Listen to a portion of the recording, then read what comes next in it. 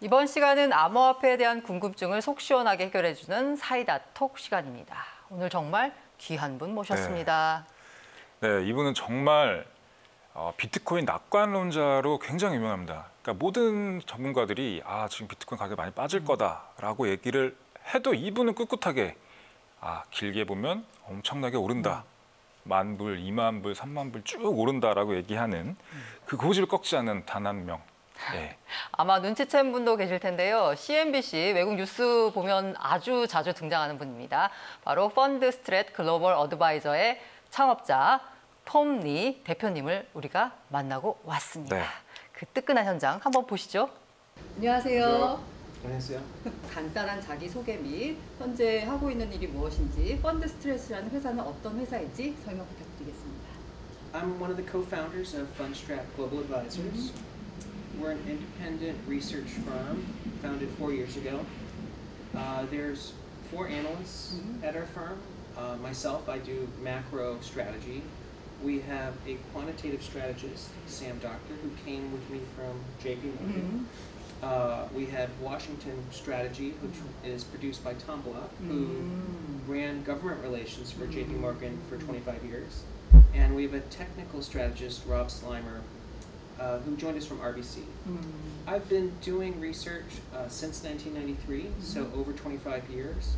And our clients, almost 200, are in, I think, 14 countries. 톰리 우리 대표님께서는 리서치 분야에서만 20년이 넘는 경력을 자랑하시는데요. 어쩌다가 이 암호화폐 분야, 비트코인에 관심을 가지게 된 건지 특별한 계기가 있으신가요? Well, we've talked about Bitcoin quite a bit when I was at JP Morgan. And it was mostly discussed within our foreign currency teams. But at the time, JP Morgan, and this is 2012, 2014, considered Bitcoin to be an intrinsically worthless instrument that was primarily used by drug dealers.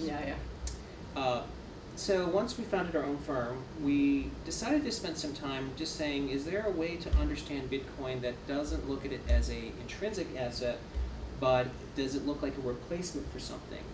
And we found pretty quickly that it starts to make a lot of sense as a replacement for gold. And I think the reason we think it's going to be a substitute for gold has to do with the generational change. One of the biggest, most important sort of trends in place today is the impact of millennial generation. That's people born between 1980 and 2000. It's the largest generation in the world ever born. It's 2.5 billion people. And it's very evident that young people increasingly only use digital money. I think to them, digital stores of value make a lot of sense. So that's the reason we started to focus on Bitcoin.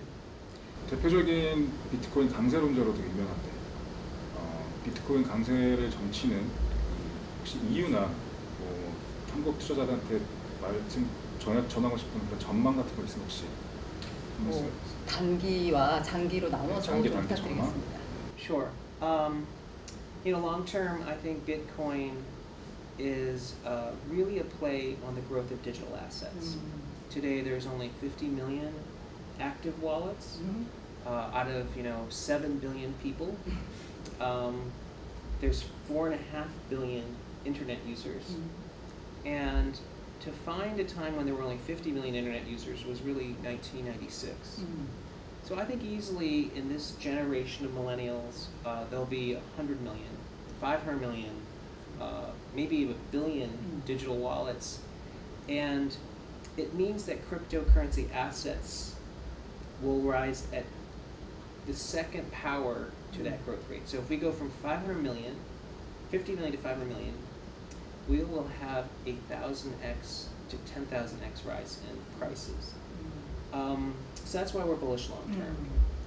In the short term, I think Bitcoin is trading cheap.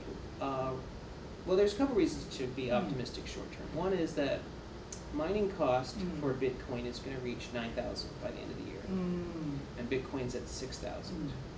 Historically, Bitcoin's traded at 2.5 times its mining cost, which values Bitcoin fair value at 22,000 to 20,000, 5,000.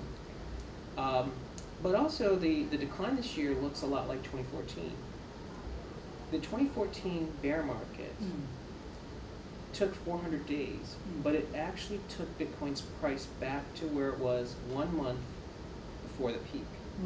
So it took a year, more than a year, to just change, go take prices back to 1 month before. Bitcoin was 5,700 1 month before its 20,000 peak. So, you know, I think Bitcoin is kind of completing its bear market. 최근에 이제 9월에 이번 달이죠. SEC가 비트코인 ETF 승인을 이제 앞두고 있는데요. 개인적으로 비트코인 ETF 승인 가능성과 혹시 9월에 안 된다면 연내될 수 있는지 혹시 이거에 대해서 어떻게 생각하시는지? I think that it's without question the SEC will eventually allow an ETF product to be offered to U.S. investors, but they've raised questions that still haven't been addressed. Their biggest concern is market manipulation, and the second is the lack of surveillance or the ability to sort of track and monitor who's trading these crypto assets. And it doesn't seem like there's much progress made between now and year end. So I think that the chances of a Bitcoin ETF approval are great before the end of the year. But it's not going to change the institutional interest in owning Bitcoin. So one of the positives is this new exchange called Backed from ICE. That launches November 18th. In many ways, that will be a good substitute for a Bitcoin ETF. And I think outside the US, ETNs are effectively as close to an ETF as possible. And of course, we know Citigroup is trying to create what's the equivalent of a digital asset right, which is again a variation of a synthetic asset. 제가 알기로는 그 알트코인보다는 비트코인에 대해서 더 긍정적으로 전망하시는 것 같은데요.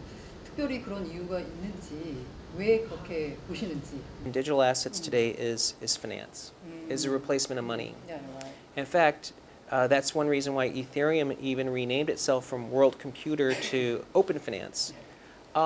So the digital assets that really function as money or parts of the monetary system really make sense to us. And you know, Bitcoin is a great store value. And I think to the extent that other crypto assets start to serve that role, they'll be attractive. I think one of the surprises this year is how well Dogecoin has done. 비트코인을 제외한 알트코인 중에 투자할 만한 가치가 있다라고 생각하시는 코인이 있다면 언급해 주실 수 있나요? Yeah, we largely, as a firm, because we write our research primarily for hedge funds and mutual funds and family offices, we only focus on large projects. But I think that there are going to be plenty of successful future projects. I think a good way to think of it is FANG in the US. FANG refers to Facebook, Amazon, Netflix, Google. And if you owned just those 4 stocks for the last 15 years, you made 1,500 times your investment. And most of that is just because the internet grew. And I think that in crypto, there'll be a crypto FANG. I think Bitcoin is clearly a survivor. But I wouldn't be surprised if a project's very successful that's related to gaming or esports. And one that's you know, more about engaging our sort of digital life. So I don't know if it's going to be something that has to do with virtual reality or social media.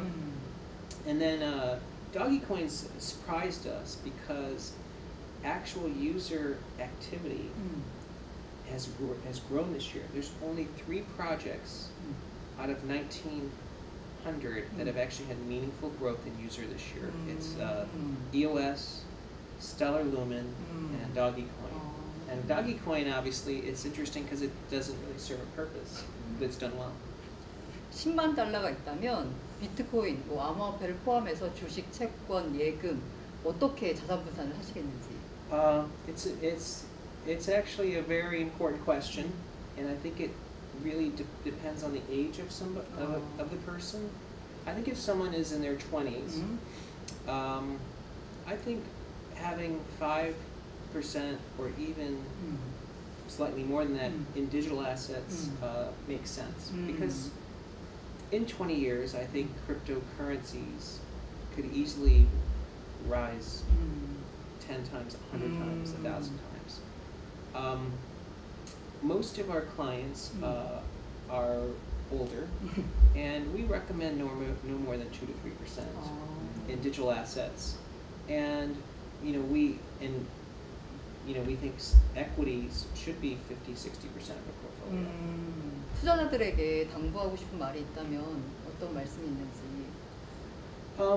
Well, I think one of the most important piece of advice we give our clients is they need to be long-term oriented, because it's much easier to see something that will happen over 10, 20 years.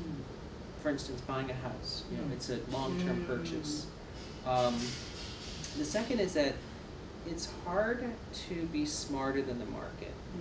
And what we mean by that is try not to tell the market what you want it to do. You have to see what the market is telling you. And oftentimes it is by telling people to stop trading. 지금까지 암호화폐의 대표적인 분석가 톰 리 펀드스트랫 대표님을 모셨습니다. 감사합니다. 감사합니다.